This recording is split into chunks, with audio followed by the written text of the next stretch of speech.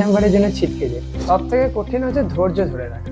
তবে phone use করাটা যতটা সম্ভব অ্যাভয়েড করাই ভালো। ছোট থেকেই সৌরভ্য পড়াশোনা করতে ভালোবাসো। Density equals to mass by volume, এইটা মনে রাখতে পারলেই তো কাজ হয়ে যাবে। টপারদের চিটশিটে আজকে আমাদের অতিথি সর্বদেব। ও কিন্তু এবারে 10th হয়েছে। যেমন ইউনিক ওর নামটা, তেমনই কিন্তু একটা ইউনিক পার্সপেক্টিভ রয়েছে ওর প্রিপারেশন প্রসেসে।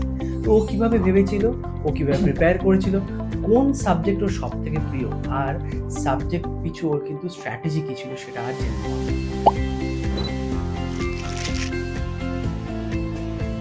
প্রথমেই জানতে চাইবো তোমার কেমন লাগছে 10th হওয়া? অবশ্যই ভালো লাগছে, আনন্দের খবর। আমার থেকেও আমার মা বাবারা বেশি খুশি, এবং আমার যারা গৃহশিক্ষক ছিলেন এবং স্কুলের টিচাররা, আমার বন্ধুরাও সবাই খুশি এই সাফল্যে। বেশ, তো এই 1 থেকে 10-এর মধ্যে আসা, এটা কি কখনো ভেবেছিলে বা কখনো স্বপ্ন দেখা বা এরকম কিছু কখনো হয়েছিল? হ্যাঁ, ছোট থেকেই একটা সবাইকে যখন দেখতাম টিভিতে, এটা একটা স্বপ্ন ছিল ছোট থেকে। এবং এই স্বপ্ন পূরণে আমার মা আমাকে অনেক সাহায্য করেছে। একেবারে ভাবিনি যে 1 থেকে 10-এর মধ্যে হয়তো হব না, এরকম একটা চিন্তা ভাবনা মাঝে হয়েছিল। কিন্তু পরে আবার আশাবাদী হয়েছিলাম যে না, হয়তো চেষ্টা করলে মানুষ সবই তো পারে।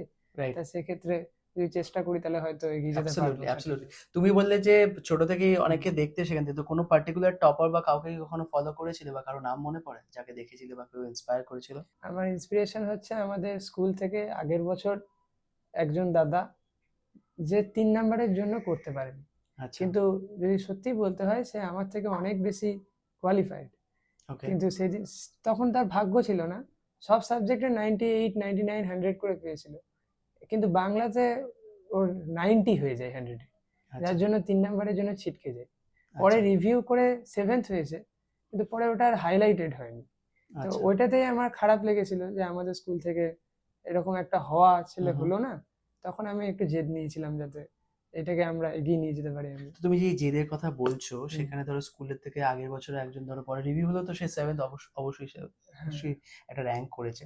তো এখানে দাঁড়িয়ে স্কুলের কতটা কন্ট্রিবিউশন থাকে একটা স্টুডেন্টের পেছনে বা তার র্যাঙ্ক করা বা ভালো রেজাল্ট করা? রাদার ম্যাক্সিমাম কন্ট্রিবিউশন স্কুলেরই থাকে। বাড়ির গার্জেনদের কন্ট্রিবিউশন থাকে প্রথমেই। গার্জেন মানে মা বাবার কন্ট্রিবিউশন ছাড়া এটা কখনোই সম্ভব না। ওর যে জায়গাগুলো অসুবিধা সেগুলো আমরা অনেক সময় আমরাও ইউটিউবের হেল্প নিয়েছি।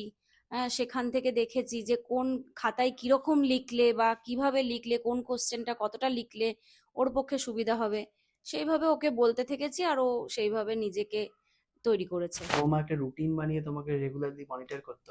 না, মা কোনো রুটিন বানিয়ে রেগুলারলি মনিটর করতো না। সাবজেক্টগুলো পড়তে বলতো? হ্যাঁ, সাবজেক্টগুলো পড়তে বলতো, কারণ আমি ছোট থেকেই পড়াশোনাকে ভালোবাসি। আমি নিজেই পড়াশোনা করতাম, কিন্তু মা আমাকে গাইড করতো আর কি। ধরে ধরে যে এখন এটা পড়ো বা পড়ো। আর আমার বাবা ম্যাথের টিচার, তো ম্যাথ আমি বাবার কাছেই দেখতাম। সেটা বাড়িতেই হয়ে যেত? সেটা বাড়িতেই হয়ে যেত। বেশ, তো আরেকটা কথা হলো যে ধরো তুমি বললে যে জুলাইয়ের মধ্যে আমার তখন একটা টার্গেট ছিল তাড়াতাড়ি শেষ করা। যদি কোনো জন যারা দেখছে, যারা 2027-এ পরীক্ষা দেবে, ওরা যদি জানতে চায় যে কোন সময়ের মধ্যে আমাকে সাবজেক্টটা শেষ করে নিলে আমি হয়তো একটা ঠিকঠাক জায়গায় থাকবো, এটা কোন মাসের মধ্যে করা উচিত? সাবজেক্ট ওয়াইজ যদি আমি বলতে চাই, তাহলে যে সায়েন্সের সাবজেক্টগুলো যেগুলো আছে, maths, physical science, life science, এগুলোর যেমন সিলেবাসটা একটু কম, তো বা এগুলো অ্যাডাপ্ট করা যেহেতু সহজ সেই হিসেবে, তাই এগুলোকে মে মাসের মধ্যে শেষ করে নেওয়াই ভালো। থার্ড সামেটিভ হয়ে যাওয়ার পর, হ্যাঁ, তারপরে যেন স্টার্ট করে দেয়, কয়েকদিন রিল্যাক্সেশন করলো, তারপরে স্টার্ট করে দেওয়াটাই উচিত রাইট সেক্ষেত্রে। আচ্ছা, হ্যাঁ, নিয়ে তাহলে ওই সায়েন্সের সাবজেক্টগুলো, তাহলে ওখানে আমার প্রেশারটা অনেকটা কম হয়ে থাকলো, যে ওগুলোকে রিভাইজ করতে হবে, কিন্তু ওটার প্রেশারটা কমে গেল আর কি। যে সিলেবাস শেষ করতে হবে, এটা অনেক বড় একটা প্রেশার। ধরো আমি আমার একটা স্টুডেন্ট, যে ধরো আমি হট করে মে অবধি শেষ করে রাখলাম, তারপর আমি সব ভুলে যাচ্ছি, আস্তে আস্তে ভুলে যাচ্ছি, তখন তারপরে কি করবো? তখন না, মে অবধি শেষ করলেও একটা দিনে দুটো পার্ট করে নিতে হবে, যে একটা টাইম রাখতে হবে টোটালি রিভিশনের জন্য, পুরোনো যেগুলো পড়েছি, আর একটা টাইম টোটালি নিউ যেগুলো আমি পড়ছি সেগুলোর জন্য রাখতে হবে। আমার তো দিনে 2 পার্ট, আমার তো একটা পার্ট আবার আমার ইনস্টাগ্রামটা নিলে, তখন ওটা কিভাবে সামলাবো? আমার তো ফোনে অনেকটা সময় কেটে যায়। না, ফোনের সময় এটা একটু ত্যাগ করতে হবে ফোনটাকে। যদি ত্যাগ করবো, তারপর আবার কবে দেখবো? বন্ধুরা চারিদিকে ঘুরতে যাচ্ছে, ছবি পোস্ট করছে, তো আমি এটা কিভাবে দেখবো? ওটা দেখতে পাবো না, ওটা কিভাবে হ্যান্ডেল করবো? টাইম মানে 10 থেকে 15 মিনিটস করা যেতে পারে, বড় জোর ফোন ইউজ করা যেতেই পারে, তাতে কোনো অসুবিধা নেই। তবে ফোন ইউজ করাটা যতটা সম্ভব অ্যাভয়েড করাই ভালো। মানে ছোট থেকে ওর কোনো মোবাইলের নেশা ছিল না, হ্যাঁ, এটা কিন্তু আমার ছেলে এখনো পর্যন্ত নেই, হ্যাঁ, কিন্তু এবার ও কিন্তু নিজেও মোবাইল ধরতো না, এই জাস্ট মাধ্যমিকের লাস্টের দিকে ও হয়তো মোবাইলে কিছু অনলাইনে কোনো কিছু জিনিস দেখেছে। তার আগে আমি অথবা আমার মিসেস এই দুজনে মিলেই আর কি মোবাইলে ওর যা কিছু ইনফরমেশন দরকার হতো আমরা সেটাই ওকে। তো তুমি তো বললে যে মা যেটা বলছিল হুম। সেটা থেকে তোমার ফ্রাস্ট্রেশন আসলো, তারপর মাই আবার মোটিভেট করছে, দুটো ভূমিকা যখন হচ্ছে তো তুমি ডিফারেন্সিয়েট কিভাবে করছো, বা তুমি তোমার মধ্যে চেঞ্জটা আসছে কি করে? আমার মেইনলি ফ্রাস্ট্রেশন আসতে হচ্ছে হিস্ট্রি থেকে, আমি বলেছি আচ্ছা, এটা। হ্যাঁ। হ্যাঁ, তো ওটা মানে এত ভাস্ট একটা হিস্ট্রির প্রতি সিলেবাস। এত একটা ভালোবাসা কেন, মানে কি হয়েছিল হিস্ট্রির সব, কি হয়েছে হিস্ট্রিতে এতটা এরকম সম্পর্ক এরকম হিস্ট্রির সাথে কি করে হলো? মানে খারাপ সম্পর্কের হ্যাঁ, কথা খারাপ বলছি। সম্পর্ক, ওই জন্য হ্যাঁ। বললাম যে এত ভালোবাসাটা কিভাবে হলো। ছোট থেকেই এই ভালোবাসাটা রয়েছে আর কি। হ্যাঁ, যে মানে একটু ইয়ার গুলো মনে রাখতে একটু সমস্যা হয়। বেশ। মানে তারপরে যে ইয়ার গুলো মনে রাখার একটা সাইন্টিফিক পদ্ধতি আমি পেয়েছিলাম, আমাদের হুম, স্কুলের স্যাররাও বলেছিলেন হুম, যে একটা ক্রোনোলজিক্যাল অর্ডারে যদি আমরা ইয়ার গুলোকে সাজিয়ে নিই পর পর, হুম, যে 1940 তে কি হয়েছিল তারপরে আমি 1942 তে ভাববো। যদি বইয়ে 1942টা আগেও দেওয়া থাকে, 1940টা পরেও দেওয়া থাকে, তাও আমি 1940টাই আগে ভাববো, তারপর 1942 ভাববো। রাইট। তাহলে এবং এটা যারা ভাবছে বা যারা হ্যাঁ, দেখছে হুম, তাদের এটা ভাবা উচিত যে যতগুলো ইয়ার আছে ক্রোনোলজিক্যাল অর্ডারে থাকতে প্রথমে হবে। প্রথমে সাজিয়ে নিয়ে তারপর হ্যাঁ। সেভাবেই ভাববো। হুম। তো এটা কি কোথাও তুমি লিখে বা কিছু করে এটা মনে রাখার চেষ্টা করতে?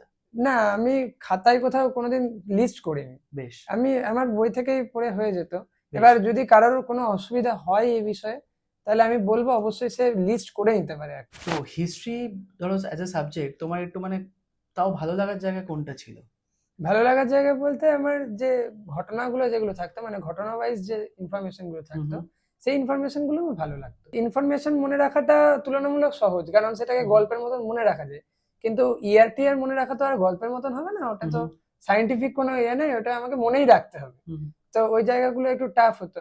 এবার ধরো আমি অ্যাজ এ স্টুডেন্ট, আমি একজন যে ধরো আমার হলো অতটা লিটারেচার বা ওইসব পড়তে ভালো লাগে না, কিন্তু সেরকম। আমাদের তো বেশ কটা কিছু গল্প বা কিছু কবিতা বা যেগুলো হুম, রয়েছে বা সেগুলো কিছু নিয়ে পড়া, সেটার তারপরে একটা ইন্টারপ্রিটেশন, সেগুলো মনে রাখা, হুম, সেই লেখকদের নাম মনে রাখা, হুম, কবিদের নাম মনে রাখা। হুম। তো এই জায়গাটা কিভাবে তাহলে হ্যান্ডেল করবো? লিটারেচারের মধ্যে একটা ফিলিংস আছে, হুম, হুম, সেটা আমি ছোট থেকেই পেতাম, তার জন্য লিটারেচার আমার ভালো লাগতো। হুম, হুম, তো যাদের লিটারেচার ভালো লাগে না, তাদের ক্ষেত্রে আমি বলবো যে যে কবিতাগুলো আছে বা গল্পগুলোর ক্ষেত্রে বলবো, বাংলা হোক বা ইংলিশ হোক, যে গল্পের প্রত্যেকটা লাইনকে ভালো করে পড়া দরকার। গল্পটা ভালো করে প্রথমে একটা ইন্টারেস্ট পাওয়ার মতন করে টোটালটা একবার পড়ে নেওয়া দরকার। যখন ফার্স্ট টাইম পড়বে, তখন একটা ইন্টারেস্ট পাওয়ার মতো টোটালটা পড়ে নিল, নাহলে ওইরকম ভাবে প্রথম থেকে যদি কেউ লাইন বাই লাইন পড়তে দেয় ভালো লাগবে না। আগে গল্পটার বিষয়বস্তু কি, সিনপসিসটা কি, সেটা আগে জেনে নেওয়া দরকার। হুম, হুম, যে গল্পটা ইন্টারেস্টিং কিনা আদেও, হুম, গল্পটা সত্যিই ভালো নয়, সেরকম গল্প থাকে অনেক সময় সত্যিই ভালো নয়, বুঝতে কিন্তু পেরেছি। সেটা তো কিছু করার নেই, সিলেবাসে আছে, পড়তে হবে। এবার ধরো তুমি যেটা বললে লাইফ সায়েন্স বা ফিজিক্যাল সায়েন্স এই ধরনের হুম, যেগুলো সাবজেক্ট রয়েছে সেটা আমি হুম, হলো খুব কম সময়ের মধ্যে করে রাখছি। হুম, এবার হয়তো অনেক সময় যে কনসেপ্ট বেস যেগুলো রয়েছে, ধরো হুম, যেমন ফিজিক্যাল সায়েন্সে আমার অনেক কিছু হুম। বা কোনো সূত্র কিছু হ্যাঁ, মনে রাখা, সবই সেটা কনসেপ্ট বেস। হ্যাঁ, তো সেইগুলো ধরো মনে রাখার জন্য কি করা উচিত? ফিজিক্যাল সায়েন্সে তো মেনলি কনসেপ্ট ক্লিয়ার করে রাখাটাই উচিত, যে একটা হুম, সূত্র মনে রাখা বা একটা ডেফিনেশন মনে রাখা সবই একটা ধারণা থেকেই আসে। হুম, হুম, যে একটা ডেফিনেশন, যে কোনো একটা ডেফিনেশন, ধরুন ডেনসিটিরই ডেফিনেশন বলছি, তো ম্যাক্সিমাম ছেলে ভাবে যে বাবা ডেনসিটির ডেফিনেশন আমি কি বলবো, কি যেন ছিল, ভাবতে বসে।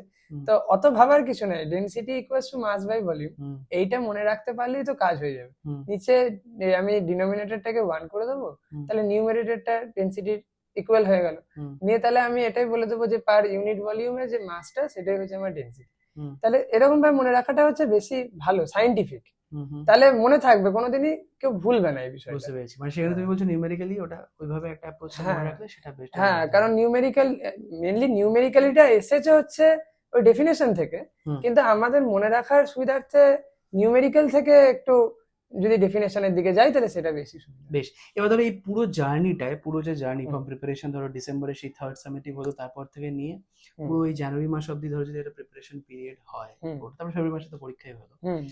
সব থেকে কঠিন কোন ফেজটা বা কি কঠিন লেগেছে তোমার পুরো ফেজটা? সব থেকে কঠিন হচ্ছে ধৈর্য ধরে রাখা। আচ্ছা, যে ধৈর্য মাঝে মধ্যে হারাবে, পেশেন্স চলে যাবে। তো ধৈর্যচ্যুতি কেন হয়েছে বা কেন হয়? না, ধৈর্যচ্যুতি হয় কারণ এটা অতটা সহজ নয়, মানে চরম ডিটারমাইন্ড থাকতে হয় হুম, হুম, যে এতগুলো সাবজেক্টকে হ্যান্ডেল করতে হচ্ছে, যেখানে 7টা সাবজেক্ট।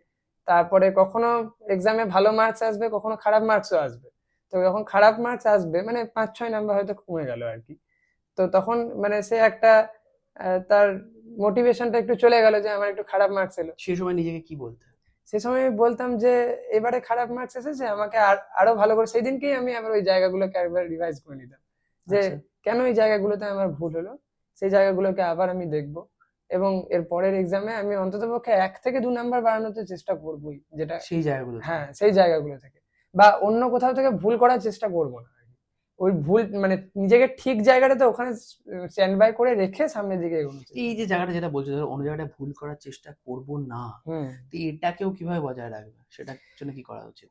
এইটার জন্য টোটালটা ডিপলি চ্যাপ্টার গুলো পড়া দরকার, হুম হুম যে অন্য জায়গায়, আর নিজের যদি একটা টেম্পারমেন্ট থাকে যে আমি ভুল করব না, হুম হুম মানে খেয়াল রাখবো যে না আমার কোনো মতেই ইয়ে হবে না, ফ্লাকচুয়েশন হবে না মাইন্ডে, হুম তাহলে ভুল হবে না। হুম হুম। ফ্লাকচুয়েশন মাইন্ডে হয়ে যাওয়া বা টেনশন হওয়া মানেই তখন ভুলটা হয়। বেশ। ভুল মানে সবাই কেউ জেনে বুঝে তো ভুল করে না, মাইন্ড ফ্লাকচুয়েশন হয়ে যায়, যে আগের প্রশ্নটা করতে গিয়ে 4-5টা প্রশ্ন পরে ওইখানে একটা কঠিন অঙ্ক আছে নিয়ে ওটা ভাবছে, বা ওখানে একটা কঠিন কোশ্চেন আছে যে ওইটা আমি কি করে পারবো নিয়ে করতে, এই জানা জিনিসগুলো ভুল করে দেয় বুঝলাম। নিয়ে, তার জন্য এগুলো ভুল হয়ে যায়, আবার ওটাও পারে না, এরকম ভাবেই নাম্বার গুলো কমে যায়। তো তুমি ধরো এই সবের মাঝে, প্রিপারেশনের মাঝে কখনো নিজেকে অন্য কিছুতে একটু রিক্রিয়েট করা বা নিজেকে একটু অফ টাইমে কিছু এনগেজ করা, সেরকম কিছু করার জন্য কি করতে? অফ টাইমে করা বলতে আমি যেটা করতাম সেটা হচ্ছে, আমার বাড়িতে একটা ব্যাট আছে, হুম প্লাস্টিকের ব্যাট, হুম। আর একটা প্লাস্টিকের বল, বেশ। সেটা নিয়ে আমি দেয়ালে বলটাকে মারতাম আর ব্যাটটাকে দিয়ে ডিফেন্স প্র্যাকটিস করতাম। ওটা আমার আচ্ছা। রোজকার কাজ ছিল, ওটা আমি করতাম। এটাতে কি হেল্প করতো? এটা কি মাইন্ডটা অন্যদিকে ডাইভার্ট করতে হেল্প করতো, সেই জন্য করতে নাকি অন্য হ্যাঁ, কারণে? এটা একটা হেল্প করতো। আর যখন আমি ক্রিকেট খেলতাম, আমি অবশ্য কোনোদিন ব্যাটসম্যান অত ভালো ছিলাম না, আমি বোলার ছিলাম। এটা কোন সময় ছিলামটা কবে হয়েছে? ছিলাম বলতে আমি ক্লাস 3 থেকে ক্রিকেট খেলি, তারপরে মানে পাস্ট টেন্স কবে হয়ে গেল? ক্লাস 9-এ? 9এই এক ধরনের প্রায় পাস্ট টেন্স হয়ে গেছে। একটু আগে আরেকটা গেম নিয়েও কথা হচ্ছে, যেটা তুমি বলছো তোমার ইন্টারেস্ট রয়েছে। হ্যাঁ, সেটা হচ্ছে চেস। হ্যাঁ, তো চেস, তারপরে চেসটা কি এখনো প্র্যাকটিস করা হয়, পার্সু করো? না, চেস এখন আর প্র্যাকটিস করা হয় না। আসলে চেস আমার এক ধরনের প্রায় নেশার মতন হয়ে গিয়েছিল। ক্লাস আচ্ছা। 5 এ যখন আমি খেলতাম, আমি কম্পিউটারের যে লাস্ট লেভেল ছিল, সবথেকে ডিফিকাল্ট লেভেল, তাকেও হুম। হারিয়ে দিতাম। হুম। যতবার খেলতাম ততবার হারাতাম, এরকম হতো। কিন্তু ওই করতে করতে এমন নেশা হয়ে যায় যে আমিও ভাবতে লাগি যে এবার ন্যাশনাল লেভেলে যেতে হবে, ইন্টারন্যাশনাল যেতে হবে। তো তারপর তো পার্সু করলে না কেন? না, আর করলাম না, তার কারণ হচ্ছে আমার পড়াশোনার একটু ক্ষতি হচ্ছিল। পড়াশোনা তো অনেকে করে, তাও তো করছে, যারা যারা চেস খেলছে তারা কি পড়াশোনা না, করছে? চেসে যদি কাউকে একদম টপ নচ জায়গায় একটা যেতে হয়, পড়াশোনার ক্ষেত্রেও বলবো, চেসের ক্ষেত্রে, ক্রিকেটের ক্ষেত্রে, সব জায়গাতে টপ নচ জায়গায় যদি যেতে হয়, দিনে তাকে অন্ততপক্ষে খেলাটার পিছনে 15 থেকে 16 আওয়ার্স দিতে হবে। তুমি দিয়েছো? পড়াশোনার প্রতি আমি 15 to 16 আওয়ার্স দিতে পারিনি কোনোদিন। আমি বড়জোর দিনে তো আমি এভারেজ 7 থেকে 8 আওয়ার্স পড়তাম 1 বছর ব্যাপী। কোনো সময় হয়তো সেটা এবার 10 এই আওয়ার্স 7 হয়েছে। to 8 আওয়ার্স আমি ধরো একসাথে বসে থাকতে পারি না, কি করব? না, 7 to 8 আওয়ার্স একদমই একসঙ্গে বসে থাকতে হয় না। আমি হুম। দিনে এভারেজ বলছি যে 24 ঘন্টার মধ্যে। আমার তো 1 ঘন্টা পরেই কেমন যেন মানে পা শুরশুর করছে, পিঠে হ্যাঁ। কেমন কুচকুচ করছে, হ্যাঁ, মাথা মাথা নড়ছে, পা কি করবো? সুরসুর করলে আবার একবার উঠে যেতে হবে। আচ্ছা, আমি মোবাইলে ইনস্টাগ্রামে কেউ মেসেজ করবে দেখবো না? না, সেটা না দেখাটাই, অ্যাভয়েড করাটাই ভালো। আচ্ছা। কারণ ওটা একবার ধরে নিলে তখন মনে হবে যে যে যাই আবার 5 মিনিট পরে পাশে একটু ঘরে দেখি টিভি গা। চলছে, টিভিটাও দেখবো না?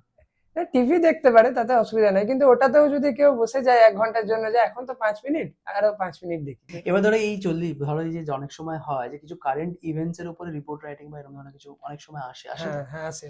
তো সেটা যদি কেউ করার জন্য, সেটা সে কি দেখবে, মানে কিভাবে এ করে করবে? কারেন্ট ইভেন্টস এর উপর যে রিপোর্ট রাইটিং দেয়, আমাদের কোর্সের একটা ভালো জিনিস হচ্ছে রিপোর্ট রাইটিং এ সবসময় হিন্টস দিয়ে দেয়, হুম যে কেউ যদি বিষয়টা নাও জানে ভালো করে, তাহলে সে ওখানে বসে লিখতে পারবে। যদি হুম। কারো মানে স্কিল থাকে ইংলিশে, তাহলে সে ওখান থেকে কিন্তু লিখতে পারবে। আমি যদি একটু কমজোর হয়ে ওই জায়গাটাতে, আমি কিভাবে ফ্রেম করবো? ধরো কিছু তো অবশ্যই হিন্টস দেওয়া আছে, হুম হুম। আমি কিভাবে ফ্রেম করবো? ইংলিশে রাইটিং এর ক্ষেত্রে স্কিল বাড়ানোর একটা উপায় হচ্ছে যে ছোট থেকে স্টোরি বুকস পড়া দরকার ইংলিশে। আর যদি কেউ স্টোরি বুকস নাও পড়ে, তা তার বিশেষ করে আমি যেটা করেছিলাম, আমি স্টোরি বুকস পড়েছি ইংলিশে, কিন্তু অত বেশি লিটারেচার আমার পড়া হয়নি যতটা আমি বাংলাতে পড়েছি।